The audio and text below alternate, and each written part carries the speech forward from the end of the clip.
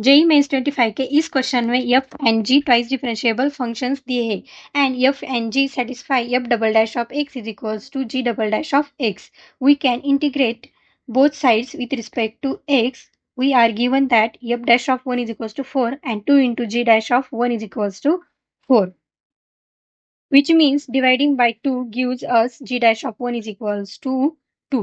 Let's substitute x is equals to 1 in equation 1, and equation 1 is f dash of x minus g dash of x is equals to c.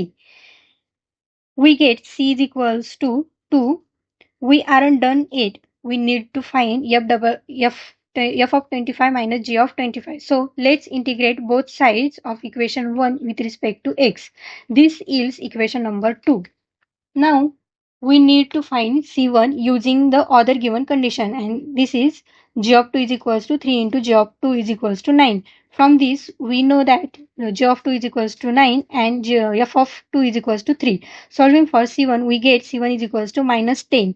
So our general formula for any x is f of x minus g of x is equals to 2x minus 10.